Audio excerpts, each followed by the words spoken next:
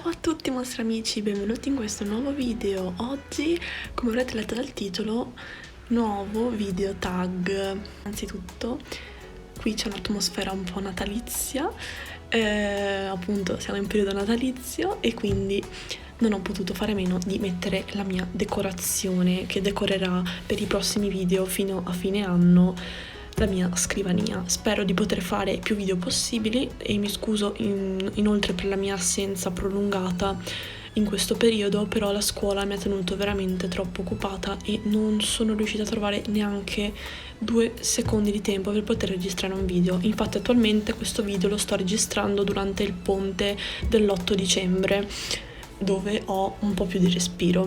In ogni caso spero che i video che arriveranno sul canale i prossimi giorni possano riuscire a strapparvi un sorriso e a darvi anche quell'atmosfera natalizia che in questo periodo io particolarmente non la sento molto, e sperando che questa situazione finisca molto presto. Comunque, tranne tutte queste cose tristi, iniziamo col video che è quello che voi volete vedere. Comunque, in questo video, come avrete letto dal titolo, parlerò dei 5 difetti o comunque cose che mi piacciono non troppo delle bambole Monster High, partendo dal presupposto che io le amo e sono assolutamente di parte. Come tutte le cose non sono perfette e inevitabilmente c'è qualcosa che può non piacermi, come a tutti credo. Inoltre vorrei dire che questo video mi è stato consigliato da My Funny Valentine, che la saluto e la ringrazio per avermi dato questa idea per questo video.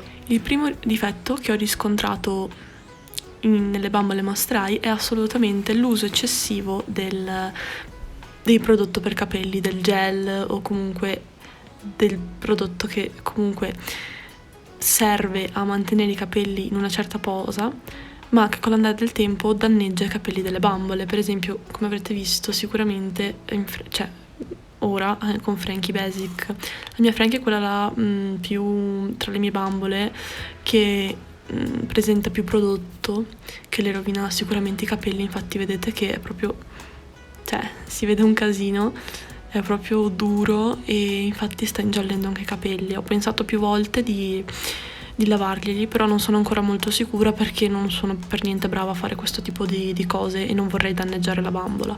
Comunque, appunto, questo uso eccessivo danneggia assolutamente il cuoio capelluto della bambola, che necessita assolutamente di un lavaggio, perché a lungo andare già si vede che la polvere si incastra nei capelli e fa questo effetto così sporco e giallo.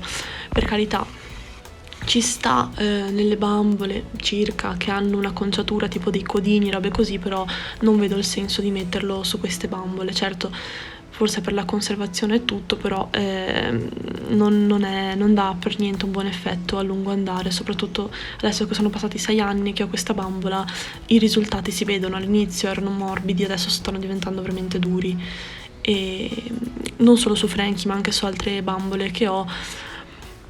Però sì, magari giocandoci e spazzolandole spesso questo prodotto tende ad andare via molto di più, come mi è successo con le altre bambole, con quelle che ho usato di più ai tempi. Avevano molto prodotto che adesso non c'è più perché le ho spazzolate molto. Frankie non l'ho usata molto, di conseguenza non l'ho spazzolata, di conseguenza il prodotto è rimasto e ha fatto questo effetto un po' brutto, insomma. Seconda cosa che non mi piace, sì, c'è Abby, l'innominabile, e è appunto il fatto che le bambole secondo me sono attaccate, per quanto riguarda la testa, in una maniera molto brutta. Allora, per i collezionisti che la tengono dentro la scatola non cambierà nulla perché non si vede, ma chi come me adora prenderle in mano, toglierle dalla scatola e fare questa cosa non è molto bella. Perché ho preso Abby perché si vede soprattutto in lei, le teste vengono attaccate con i robetti di plastica, i robetti di plastica vengono direttamente infilzati dentro la testa che viene attaccata alla scatola. Adesso questo secondo me non è un buon metodo per attaccare le teste alle bambole. Credo che quasi tutte siano attaccate così, però a me non piace perché soprattutto con i capelli, adesso non so se vedete, non riesci a togliergli questo robetto di plastica al 100%, soprattutto nelle bambole che hanno i capelli lisci, e si vede e dà fastidio. e questa è una cosa che non mi piace particolarmente, e soprattutto anche quando devi andare a togliere devi fare molta attenzione a non tagliare i capelli. Infatti io le taglio dal cartone direttamente, ma c'è chi le taglia passando per i capelli e questo rischia appunto che la bambola rimanga senza un pezzo di capelli. Secondo me è molto dannoso e poi non fa per niente un bel effetto. Adesso ho preso Abby appunto per farvelo vedere meglio, ma anche in altre mie bambole questo problema l'ho riscontrato molto spesso. Poi per chi ha i capelli più voluminosi questa cosa non si vede da meglio, ma per chi ha i capelli lisci si vede molto, dà molto fastidio, almeno personalmente. Un'altra cosa che non mi piace è il fatto che molte volte Mattel ha riciclato gli accessori delle bambole. Per esempio il bracciale di Cleo Basic è lo stesso di quello di Frankie Basic, soltanto che cambia il colore.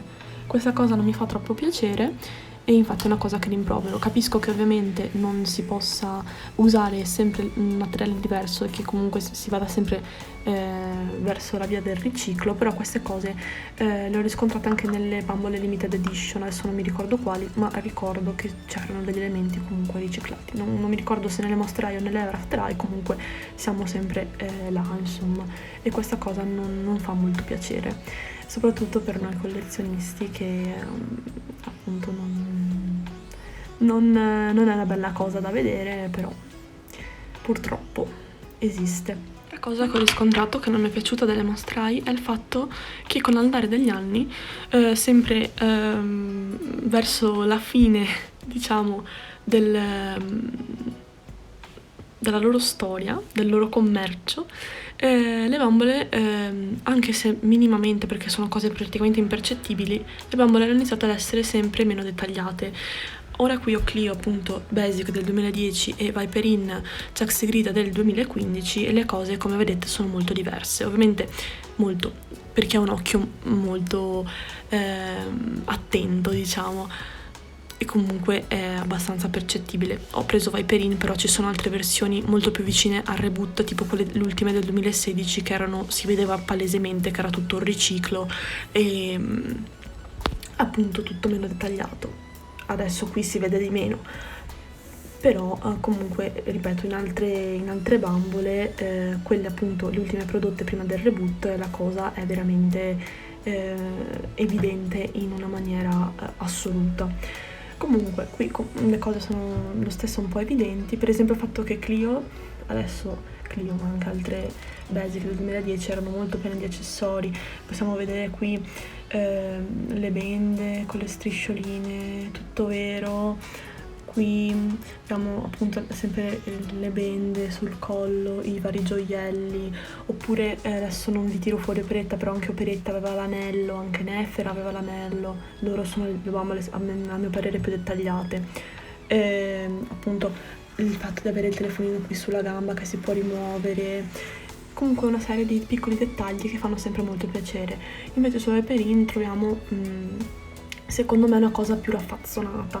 Mi spiego: il vestito è un pezzo unico, fatto molto bene, per carità, con gli orli tutti cuciti eccetera eccetera, però si vede che manca qualcosa che qui c'era e qui no. O anche in questo rosa che è bello, però dopo un po' diventa stucchevole a mio parere. Le scarpe, per carità, potevano a mio parere essere anche colorate. Qui vedete che non è lo stesso effetto. Qui i serpenti secondo me dovevano essere colorati di un altro motivo. Anche i lacci, non credo che sia tutto rosa, rosa, rosa. Si vede che è proprio un unico pezzo così. Invece per quanto riguarda Clio, perfino guardate i tacchi qua sotto, cioè la parte della suola ha le perlinature dorate, cosa che in Viperine non ha, anzi l'unica cosa colorata sono i denti qui delle scarpe. E appunto per farvi capire che si ha una minor cura dei dettagli. La quinta ed ultima cosa che non mi piace o che mi piace di meno delle bambole Monster High riguarda la scatola, le scatole. Allora, sempre questo è un difetto che ho riscontrato nel tempo. Mi spiego: all'inizio le scatole erano tutte così, o comunque quelle del 2010 erano ancora meglio di queste, e con l'andare sempre, come ho già detto, del 2015-2016 le cose hanno iniziato a peggiorare, a mio parere. Qui vi presento la scatola di Operetta Basic e di Lorna McNessie Monster Exchange o Basic, vabbè. Vedete che le cose sono molto molto diverse. Io scatole in cartone tutta la vita. Secondo me è stata una mossa, non mi è piaciuta questa mossa di cambiare totalmente le scatole e di metterle sul modello Ever After Eye. Quelle dell'Ever After Eye avevano il loro motivo, erano a libro, avevano la vetrina, erano molto più sensate rispetto a queste, secondo me. Queste avevano un senso, queste a mio parere non ce l'avevano. Cioè queste qui avevano, pur essendo semplici, perché per carità non erano tutto sto granché come quelle delle Ever After Eye che pur non piacendomi riconosco che erano veramente un capolavoro. Avevano loro perché c'era una bara, la bara di mostri, tutto macabro, abbiamo le catene, qua appunto il look preferito del personaggio, comunque riguardava molto il personaggio, era molto più personale, il nome col loro logo, dietro avevamo una piccola descrizione, qual è la mia tele, tutto il rilievo, un controluce, eccetera. Qua invece secondo me abbiamo una cosa andata sul risparmio e anche meno ecologica, se vogliamo proprio dirla tutta, perché qui era tutto cartone, qui invece è tutto plastica. Cioè qui avevamo una bara messa così, ma non ha cioè poi anche la versione, per carità, può essere anche la versione, però non mi è particolarmente piaciuto, soprattutto io che ero abituata a scartare le bambole in maniera molto più facile con questa scatola. Con questa mi sono trovata veramente in difficoltà, vabbè che ero piccola, però ricordo che ci ho messo un quarto d'ora a toglierla dalla scatola perché non riuscivo a tirare fuori questo e anche a togliere il cartoncino dietro. Mi ricordo ancora quante cose che ho tirato giù dal cielo per tirare fuori questa bambola, è stata veramente un parto. E infatti qui abbiamo un metodo più complesso secondo me nel tirare fuori la bambola, poi soprattutto per chi non è abituato, perché chi aveva già le After Eye sapeva bene o male come fare. Io che non le ho mai avute non sapevo neanche da quale parte partire.